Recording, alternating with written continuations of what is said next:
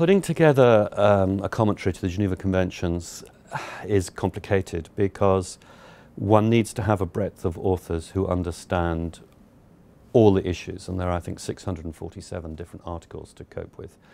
And the people who know the law of naval warfare will not be the same people who know the law of prisoners of war and so on. So one has to have a range of authors. I think we have over 70. And the practical problems involved with 70 academics, I don't think anyone really needs me to explain that, but it does involve chasing people, but also not harmonizing their styles so much as ensuring that what they want to say is easily understood to the readers that we're aiming at.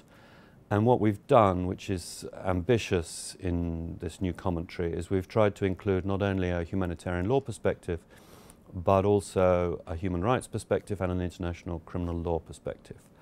Now, practically, what that means is that every chapter had to be read by myself, but also by my co-editors, Professors Marco Sassoli and Paola Gaeta, who bring the humanitarian law and criminal law perspectives into each chapter. Obviously not rewriting it, but ensuring that it's covered.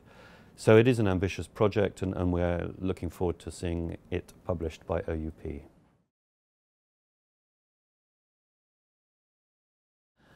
I think the gap in the scholarship is that often when people are writing as academics, they're needing to, in a way, break a new theory or have some new insight or reveal some new way of looking at things.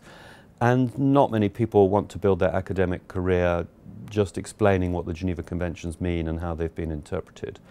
And so for 50 years since the ICRC's commentary, there hasn't been that much written in a sort of simplified, well, simplified is maybe the wrong word, but in a clear expository way to say what these Geneva Conventions do. It's always been about what they don't do, what are the gaps, what are the problems, and here we wanted something which would be more of a manual for people who need to apply this every day. So the practical real-world impact we'd like the Geneva Conventions commentary to have would be that a judge would reach for it in a war crimes trial to understand the scope of the law, that maybe commanders would look at it in determining what their tactics or strategy would be, or even a particular targeting issue.